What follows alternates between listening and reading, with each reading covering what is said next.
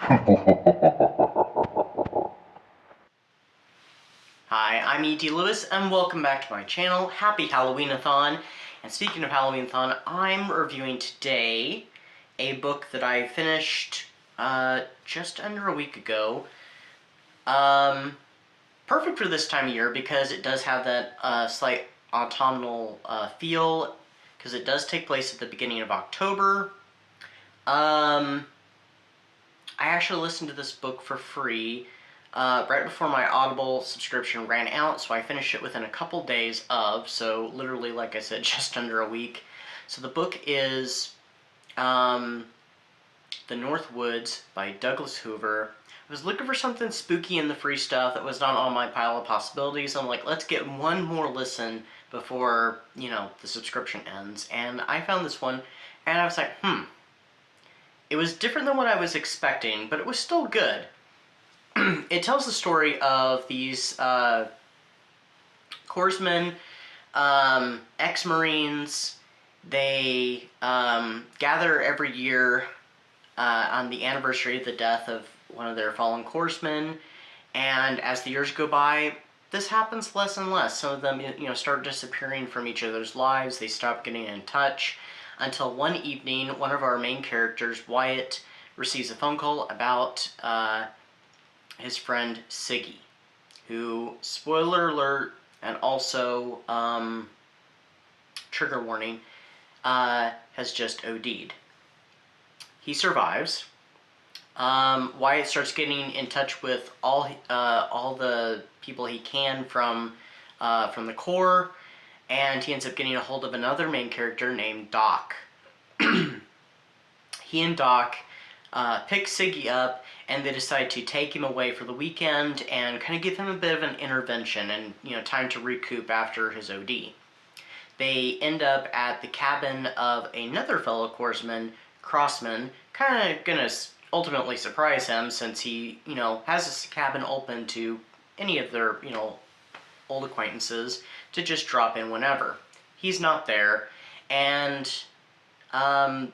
as the book goes on, they realize that it's strange he hasn't popped back up.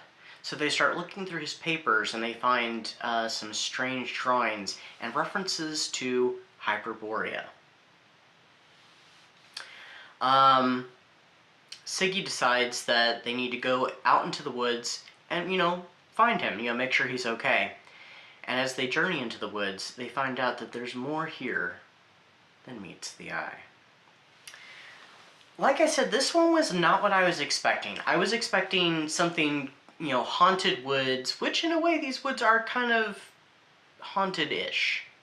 I can't give away too much. So the first half of this book, and maybe just a little over, there's not much horror. It focuses very much on the characters' relationships, their integration back into society, how they interact with each other, their history, and it's told from three characters' point of view, from Doc, Siggy, and Wyatt. So there's not anything really spooky that happens. So we just really get to know these characters and stuff.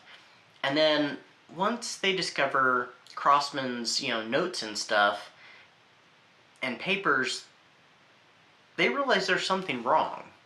So, when they start journeying, I was going to say voyaging, journeying out into the North Woods, weird things start to happen.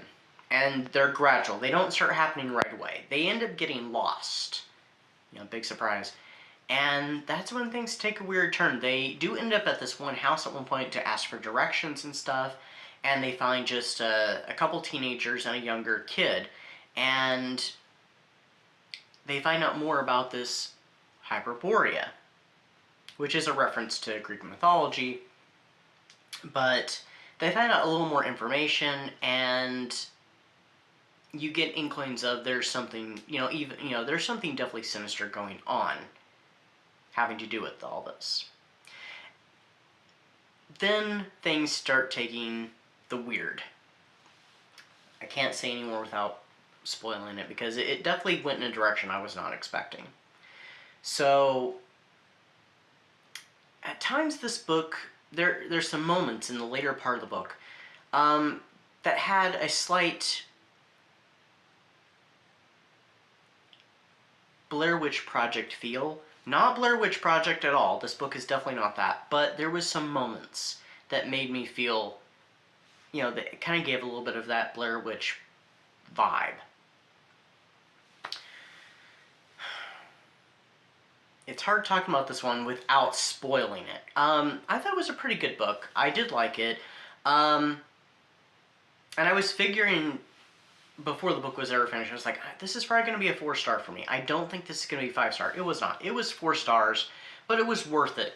It dealt with some heavy topics. It did deal with substance abuse. It did deal with the reintegration, which is part of the theme that the author intended. You know, it explores the reintegration of people, of veterans, after coming back from battle and combat.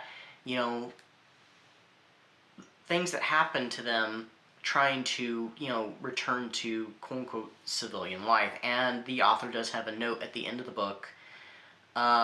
It's read on the audiobook, too, that addresses this. And so it does have some important messages and topics. It's just,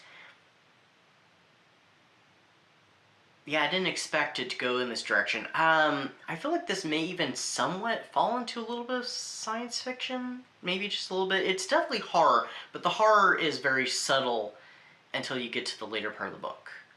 So, but yeah, I enjoyed it. I don't know if it's still free now, or if it was one that was going to expire sometime this month. If it does, for some reason I'm thinking it's either just expired or it's getting ready to. I don't remember, but yeah, I don't have that subscription now, but I did find the book quite enjoyable. The narrator was pretty good too.